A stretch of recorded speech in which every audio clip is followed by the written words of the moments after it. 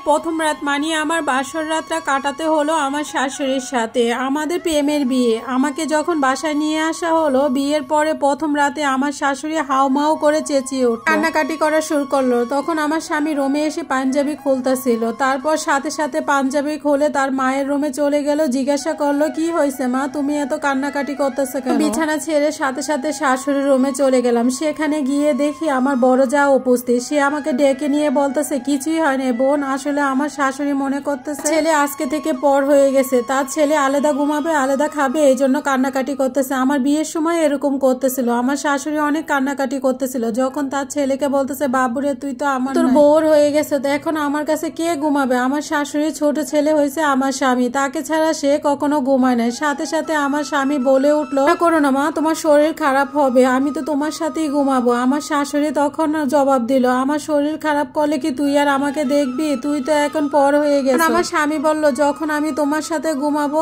ওইখানে ঘুমাবো না। তখন আমার শাশুড়ি ঠান্ডা হয়ে গেছে, কোনো চিৎকার চেঁচামেচি করে না। এটা দেখে আমার অনেক মন খারাপ হলো। আমি চলে আসি, তখন আমার বড় যা আসে, আমাকে এসে তিনি অনেক বোঝালো, এই কথাগুলা কাউকে বলো না, তোমার স্বামী আমার স্বামী দুইজনই মা ভক্ত, তো প্রেম করে বিয়ে করছো, তোমার স্বামী কিছুটা হলেও বুঝবে। আমার স্বামী তো কিছুই বুঝে না। 9 বছর আগে আমাকে বিয়ে করে আনছিল, তখনও মা ভক্ত। এই ছেলেটা তখন আমার গায়ে পর্যন্ত হাত তুলছে, স্বামীকে তুমি হাতে রাখো, এই বলে ভাবি চলে গেল রোম থেকে। বুঝলাম অতিরিক্ত মা ভক্ত ছেলের কাছে এসে পড়েছে। ঘন্টা দুয়েক পরে আমার শাশুড়ি একটা বালিশ নিয়ে আসলো। বালিশ নিয়েও সে মাঝখানে ঘুমালো এবং আমাকে বাম পাশে রাখলো। আমার শাশুড়ি ঘুমিয়ে গেল।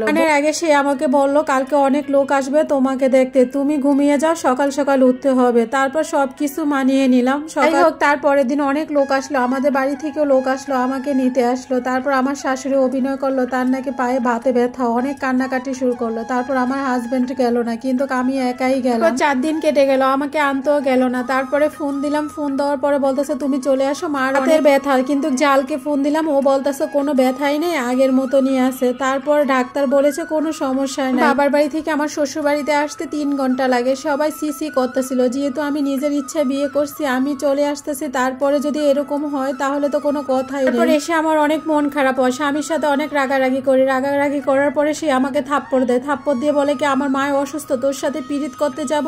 একে তো আমার মন খারাপ, নতুন বউ, এত হয়েছে ভালোবাসার মানুষ, তারপরে আমার গায়ে হাত তোলে। 2টা মাস কেটে যায়। তারপর আমার স্বামীকে আমি বললাম, আসো, আমার খুব ইচ্ছে কক্সবাজার যাব, বিয়ের আগে থেকে ইচ্ছে ছিল। তারপর আমার স্বামী বলতেছে, মাকেও নিয়ে যাব। মার অনেক ইচ্ছে ছিল। আমি বললাম যে এখন আমরা যাই, পরে মাকে নিয়ে যাবো। তারপর আমাদের আর যাওয়াই হলো না। স্বামীর ভরসায় সবকিছু ছেড়ে আসলাম, কিন্তু আমার স্বামীর ভালোবাসা পাওয়ার জন্য সেই স্বামী এখন আমাকে কখনো বলি নাই তার মাকে ভালোবাসা যাবে না, সম্মান দেওয়া যাবে না। মায়ের ভালোবাসা মায়ের কাছে, বউর ভালোবাসা বউর কাছে, কিন্তু সে